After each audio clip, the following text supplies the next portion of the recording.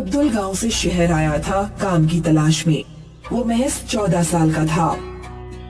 भाई, आपके पास मेरे लायक का कोई काम है क्या? नहीं बेटा, आगे और दुकान है, तुम चाहो तो वहाँ पूछ लो। अब्दुल आगे बढ़ गया और वो वसीम की दुकान पर पहुंचा। भाई, आपके पास मेरे लायक का कोई काम है क्या? काम तो है, लेकिन क्या तुम ये कर पाओगे? घंटों तक इस खौलते हुए तेल के पास काम करना है। मैं मालपुआ बेचता हूँ और मालपुआ बनाने के लिए इस तेल की कढ़ाई के पास ही खड़े रहना होता है। मैं कर लूंगा। ठीक है, मैं महीने के 5,000 दे सकता हूँ। रहना और खाना भी मैं ही दूंगा। अब्दुल ने सोचा, भले ही 5,000 बहुत छोटी रकम है, पर कम से कम मैं 5,000 तो घर भेज सकता हूँ ना। वैसे भी ये भाई रहने और खाने का इंतजाम कर ही लेंगे। ठीक है भाई, मुझे मंजूर है। ठीक है फिर। वसीम अब्दुल को अपने घर ले गया। ये अब्दुल मियाँ है। आज से ये हमारी दुकान पर काम करेंगे और यही हमारे साथ रहेंगे। ठीक है अब्दुल मियाँ, आप हाथ मुंह धो लीजिए, मैं आपके लिए खाना लगाती हूँ। ठीक है आपा। आफरीन ने अब्दुल को खाना दिया और उससे बातें करने लगी। अब्दुल को सोने के लिए एक छोटा कमरा मिल गया। वसीम भाई और आपा दोनों बहुत अच्छे हैं। भले ही मेरी कमाई कम हो रही है, लेकिन दोनों मेरे खाने और रहने का अच्छे से ख्याल रख रहे हैं। मुझे जल्दी से जल्दी वसीम भाईजान से काम सीखना होगा। अब्दुल खुश था। अगली सुबह अब्दुल और वसीम दुकान पर पहुँचे। अब्दुल ने दुकान में झाड़ू लगाई और वसीम मालपुआ बनाने की तैयारी करने लगा। देख बेटा, रोज इस कढ़ाई को अच्छे से साफ करने के बाद ही इसमें तेल डालते हैं। जी भाईजान। वसीम ने कढ़ाई साफ की और उस बड़ी सी कढ़ाई में ढेर सारा तेल डाला। अब इस तेल के खौलने तक का इंतजार करना है। तब तक हम मालपुए के लिए आटा घोलेंगे। वसीम ने अब्दुल को मालपुए का आटा घोलना सिखाया। अब बारी है सबसे मुश्किल काम की। इस आटे को तेल में छोड़ना ये एक कला है। अब्दुल कढ़ाई के नजदीक आया। बाप रे, ये तो बहुत गर्म है। हाँ, इसका एक भी छींटा इंसान के शरीर को जला सकता है। बाप रे। वसीम ने बड़ी सावधानी से आटे को तेल में छोड़ा।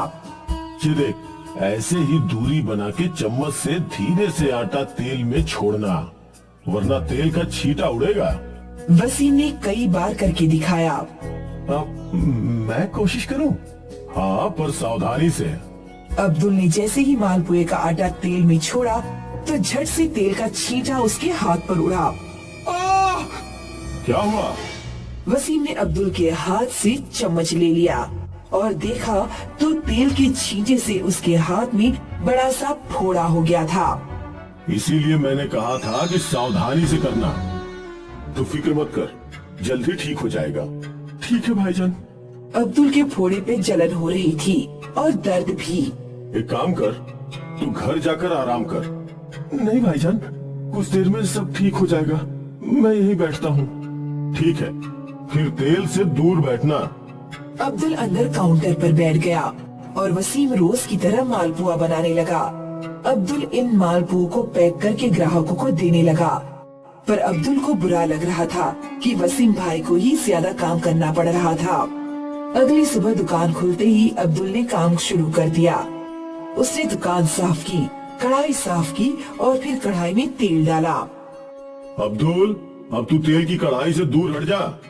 नहीं वसीम भाई, आज तो मैं मालपुआ तेल में डालना सीख कर ही रहूंगा। ठीक है, पर आज बहुत हल्के हाथ से डालना। ठीक है भाईजान, मैं ध्यान रखूंगा।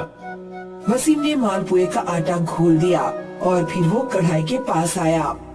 अब्दुल मियाँ, आराम से। जी। अब्दुल ने बहुत हल्के हाथ से तेल में मालपुआ डाला। इस बार उसने सही तरीके से डाला और उस पे तेल भी नहीं उड़ा। वो बहुत खुश था। देखिए भाईजान। बहुत अच्छे, ऐसे ही डालो अच्छे से।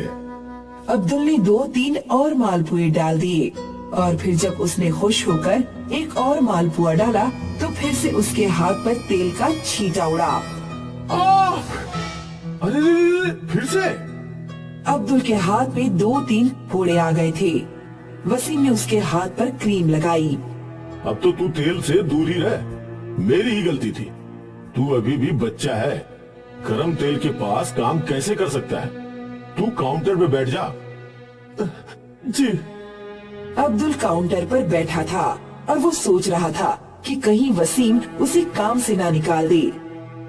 खैर ग्राहक आते गए, वसीम मालपुआ बनाते गया और अब्दुल मालपुआ पैक करके ग्राहकों को देता गया। वसीम की दुकान के सामने एक पेड़ था जिसके नीचे एक फकीर बाबा आकर बैठे। अब्दुल गौर से उस फकीर को देख रहा था। फकीर के कपड़े फटे हुए थे और शरीर से बहुत पतला दुबला था। क्या हुआ? उस फकीर की हालत देखिए। मुझे अपने गांव के गरीबों की याद आ रही है। किसी के पास खाने को कुछ नहीं है। लेकिन तू उस फकीर की मदद कर सकता है। जाकर एक मालपुआ उस फकीर को भी दे दे। ठीक है भाईजान। अब्दुल ने एक मालपुआ पैक किया और उस पेड़ के पास गया। ये लो बाबा, खा लो। शुक्रिया बेटा, आज बिना मांगे तुमने मुझे खाना दे दिया। अल्लाह तेरी हर मुराद पूरी करे। अगर अल्लाह मियाँ मेरी बात सुन रहे होते तो मेरा ये हाल थोड़े ना होता। ये देखिए, जब भी तेल में मालपुआ डालने जाता हूँ तो तेल के छींटे उड़ जाते हैं। गांव से यहाँ आया हूँ कुछ पैसा कमाकर अम्मी अब्बू की मदद करने, पर पता नहीं क्या होगा। तू फिक्र मत कर बेटा, सब कुछ ठीक होगा। अब्दुल वापस दुकान की ओर चल पड़ा और जब वो दुकान में पहुंचा तो उसके हाथ पर कोई फोड़ा नहीं था। तेरे हाथ पे 3-4 फोड़े थे, वो कहाँ गए? अब तक तो थे, पर अब पता नहीं। अब्दुल ने उस फकीर की ओर देखा और फकीर मुस्कुराने लगा। फकीर के शरीर के आसपास रोशनी दिखने लगी। बेटा, अब तू अगर खोलते हुए तेल में हाथ भी डालेगा तो भी तुझे कुछ नहीं होगा। वो बूढ़ा फकीर गायब हो गया। अब्दुल और वसीम उल्फत में थे। उन्हें समझ नहीं आ रहा था कि क्या हुआ। वो फकीर जरूर कोई पीर थे जिन्होंने तुझ पे अपनी नीमत की है। क्या मैं सच में खोलते हुए तेल में हाथ डाल सकता हूँ? शायद। अब्दुल ने तेल का एक कतरा अपने हाथ पर डाला तो उसे तेल बिल्कुल भी गर्म नहीं लगा। भाईजान, ये गर्म नहीं है। क्या? और फिर अब्दुल ने तेल की कढ़ाई में हाथ डाला लेकिन उसका हाथ जला नहीं। वसीम और अब्दुल दोनों हैरान रह गए। अब्दुल अपने हाथ से खौलते तेल से मालपुआ निकालने लगा। बाजार से गुजरने वाले लोग उसका ये करतब देखकर हैरान रह गए। वसीम के ग्राहक बढ़ गए। 2 मालपुए। दो मुझे भी। ये सब तेरी वजह से है अब्दुल। अब्दुल खौलते तेल में हाथ डालता था। ये देखने के लिए ग्राहकों की भीड़ लगने लगी। वसीम मियाँ की दुकान चल पड़ी। अब्दुल की पगार भी 5,000 से 30,000 हो गई। अब वो अपने अम्मी अब्बा को सारे पैसे भेजा करता था और वो खुश था।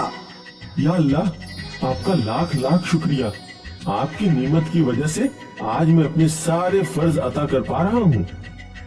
खौलते तेल में हाथ डालने वाला अब्दुल मशहूर हो गया, जादुई मालपुए के नाम से।